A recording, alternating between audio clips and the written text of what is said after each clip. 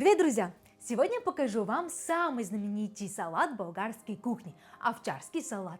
Его можно найти буквально везде, в любом заведении Болгарии, в ресторане, в кафе, в небольшой семейную закусочную, буквально где угодно.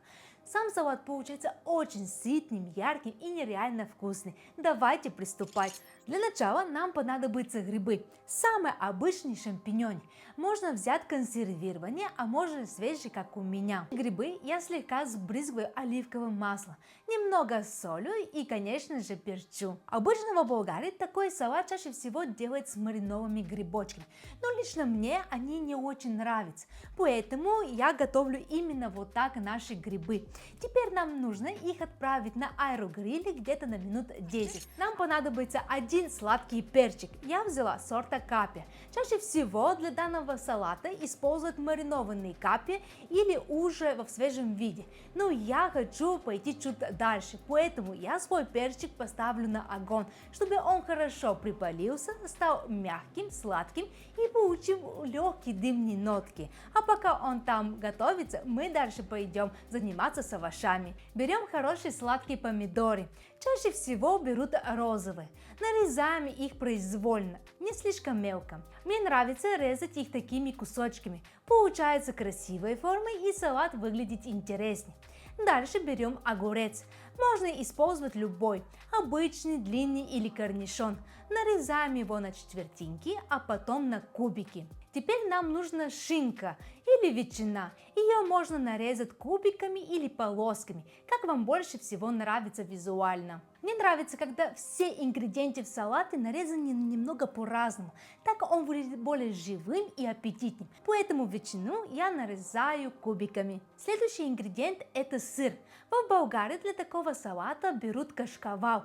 Но если у вас его нет, вы можете его заменить любым твердым сыром. Я взяла копченый, он дает салату очень интересный привкус. Нарезаем его полосками. И еще нам понадобится красный лук. Он мягче и слаще обычного репчатого. Нарезаем его не супер тонко, более толстенько и вот такими перьями.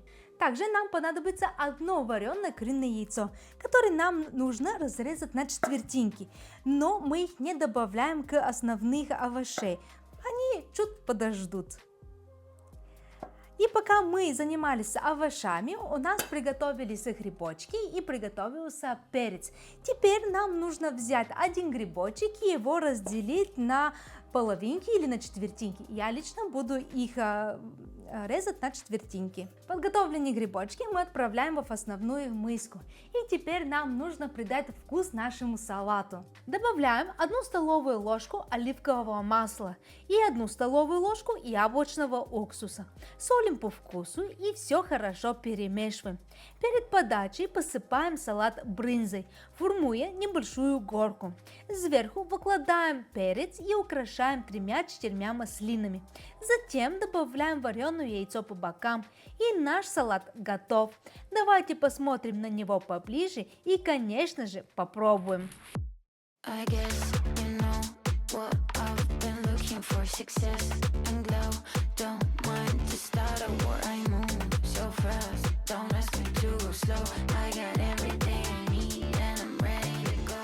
Наш салат наконец-то готов, и он получился великолепно. Поэтому, если вы любите вот такие сытные салаты, то обязательно приготовьте его. С ним вы точно накушаетесь на очень долгое время. Если вам понравился сегодняшний рецепт, то обязательно ставьте лайки, подпишитесь на наш канал и до новых вкусных встреч, ребят.